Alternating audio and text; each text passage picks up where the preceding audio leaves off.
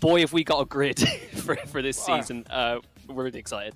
Yeah, people are actually requesting that you have a booster seat, Jack. Right, that's what I'm reading in the live chat right now. People saying Jack needs a booster seat. Unfortunately, folks, he has not got a booster seat. He's got a dining room chair right now, but it won't be long, Jack. Yes. It won't be long. It won't be long. On the topic of seats. On the topic of seats, yes, you might have seen the advert, folks. Of course, PSGL are proud to announce a partnership with GT Omega, the league's brand new sponsor as of this brand new season 31 that will be debuting on the F1 22 game. What a pleasure it is to be here. I just want to say away yet again. First light, second light, third light, fourth light, and the fifth light. And it's pedal to the metal, and it's go, go, go, go, go. And Lucas Blakely gets away well, so does Barry Burman. In behind as well, we got Freddie Rasmussen. Down in towards turn one they go. Donoso looking to yet again get a good start. So's Brendan Lee, who looks to try and send it down the inside. Can't find a way through, and a very sloppy finale for Barry Burman out to the first few corners has left him under threat from Wilson Hughes and Fabrizio Donoso. They're heading towards turn four. It is still Wilson Hughes in fourth place. Donoso clipping at his heels. Thomas Ronha also coming into the fight with Brendan Lee now dropping back into seventh place. Matthias Van Erven up into ninth. Josh Idamu to 10th. Perez Day also there as well. Otmir still remains in 17th place. What happened to Moreno, Jack? He's 5 places down. Yeah, he got a shocker of a start to Danny Moreno, fell all the way down to 15th place. But Danny Beresne, he's on the charge, on the hunt, looks on the inside of Matthias Van Erven in towards turn one. He needs these soft tyres to work early. Van Erven opens the door for him, nothing much that he can do about that in Danny's early phase of the season. And when you have cold tyres, and if you try to go for an undercut, then you'll have the tyre temperatures. Now Rasmussen, I think he's got sick of sitting behind, boosts out of the corner, coming down the straight. Will he sit behind? I think he's going to go for the move this time, coming down towards turn one. Here comes Freddie Rasmussen. Lucas Blakely not defending at all. Up the inside goes Rasmussen and takes the lead as now pit stops for the fourth. Currently sat in behind that to the Red Bull that has tasted glory, sitting with Max Verstappen in last year's Formula One World Championship. And take a look at the tyre performance, literally mirroring one another right now, as already moves aside to be cultivated as Blakely dives in towards the inside and overtakes Freddie Rasmussen and now leads here at He's 3 wide between Otmir and the two Aston Martins, and he's trying to go and make a double overtake around the inside on Simon Shooter. Evans was all out of shape coming through that sector, and Otmir slots between them just about. Very much as close as you can get. Rasmussen, despite the pit window opening, deciding not to make the move, but this might be the time for Rasmussen, the Great Dane, to go for the lead here prior to a pit stop to get the overcut to work. As then they go in towards turn one, it is in front of Blakely. Freddie Rasmussen retakes the lead now here in the PSGL Bahrain Grand Prix, but will Blakely sit down and take it? They come in towards turn four. As we begin another lap around the Bahrain circuit, still no takers for pit lane just yet, and the Ferrari's getting a little bit racy now. Brendan Lee going to go for the move on Fabrizio Donoso up the inside of turn number one, trying to slot in, but again Donoso not giving up, but Brendan Lee makes his way through past his old rival up to P5. All 4 tyres as opposed to what you could do in the prior seasons with the 13 inches, as now Donoso looks to try and attack Brendan Lee, ultimately going for the defensive, and he spurred Wilson Hughes as a result. He caught Wilson Hughes. Gone clear now by 1.8 seconds. The gap has now sprung out to. Here comes Donoso once again as they make their way through turn one, going right out wide there. Brendan Lee opens the door for Thomas Ronha now, side by side with the Chilean,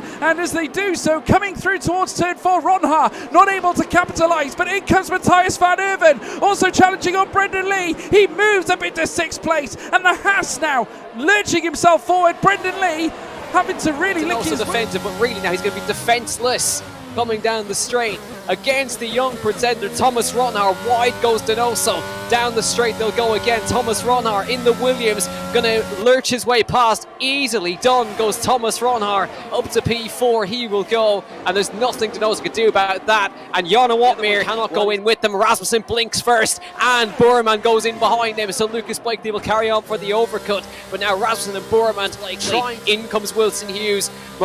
Lee staying out at the moment. Danny Moreno going long. Jarno Otmir going long. They're going to go as long as they can, the two Mercedes. So it'll be a case of to see what happens. Lucas Blakely on his way out of the pit lane right now. His battle is with Rasmussen. Rasmussen coming down the pit straight now. Has the extra lap worked for Lucas Blakely or not? It is going to be very close on pit exit. Rasmussen with the momentum. Watch for Blakely on the right hand side. There's Lucas Blakely, and he is in front, but now watch for Rasmussen, who'll try to get the tyre temperature to work. Goes outside. Boerman up the inside of Rasmussen. Now the two McLarens side by side, and Barry Boerman takes the net racing out of absolutely nowhere. Unbelievable now. Rasmussen to the outside of Blakely with the fresh tyres. Round the outside goes Rasmussen and Blakely from first to third. But Boerman out of nowhere leads the Bahrain Grand Prix. Straight Rasmussen on the battery, using it early, coming down towards the first corner. It's going to be the move surely. Here comes Freddie Rasmussen to retake the lead of the Bahrain Grand Prix on lap 24-29, and he comes across and takes the lead and steals it from Barry Boerman. It's a big move from Thomas Ronhaar down the inside of one of the Alfa Romeos. Nicholas Longo had to open the steering, and Ronhaar finally gets past up the inside. It is really kicked off in Bahrain now, and it's not done yet. It is not done at all. 5 laps of magic remain here. Oh, dearie me, Longo again. Longo goes for the centre, turn 4. Ronhaar makes a mistake. In comes Joni Tormela, the journeyman here for AlphaTauri. Turns 5, 6 and 7. Longo pushed to the limit. So's Tormela off the track. Ronhaar round the outside now of turn 8 as they make their way through. Longo, the Frenchman, certainly not sacrificing this advantage in P5. Tormela, though, holds on to that particular position. Too wide now, heading around turn 10, getting so tight between them as though Donoso enters the fray. He smells an opportunity as they head down this next straight. You can see Donoso touching now with Tormela in towards turn 11. It is Tormela. Tormela holds on to P7, but what an opportunistic move there from Nicholas Longo. He is stopped by teammate Danny Berezne as they head down through towards turn 1. A late break again. Oh, dearie me, a real spear into the back there from Thomas Ronhaar late on the brakes, and I have to tell you folks, that's going to be reviewed, and Longo has spun here in lap 26.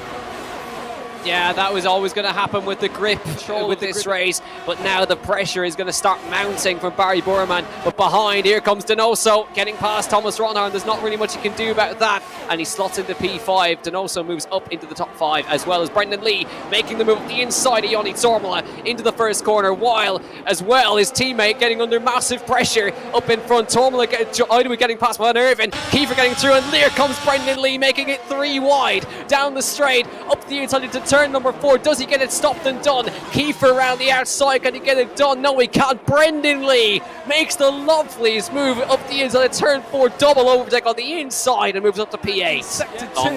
And that is Nicholas Longo yet again going slowly. He's reduced to the back of the rear, and here comes now Danny Moreno. Down the inside has made contact. Oh, he spun as well, colliding there with Wilson Hughes, and not the opportune moment for an overtake. Both of them sent into a spin and reduced to the back of the field.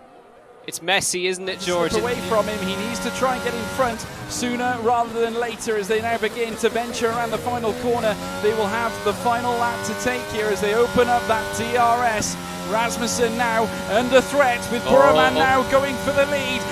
The seriously fast Iranian now looking to the outside line as he makes his way down the inside in towards turn 1, and it is going to be Barry Boerman leading them round. He takes turn 2 and turn 3 in front of that of Freddie Rasmussen, but Rasmussen will have the battery. He will have the DRS. They head down through towards turn 4, opens it up, not this time. Of course, Boerman's got more charge in the battery at the moment to try and defend. He moves to the inside just as a little bit of a defence, but now he's got to get the eggs out of the final corner right. What a race up the front between these guys. Boerman's on the power nicely out of the final corner. He carries momentum. First blood goes to Barry Boerman, who wins the Bahrain Grand Prix. Rasmussen second. Lucas Blakely crosses the line in third place. In fourth is Fabrizio Donoso, who crossed the line for fourth place. Danny Berezne, a valiant drive to P5. Brendan Lee, Thomas Ronhaar, Marcel Kiefer, Matthias Van Irven, and Jake Benham. And Otmir just missing out on the points there in P11. Benham getting the better of him in P10. And points for Jake Benham, who started down in 19th place.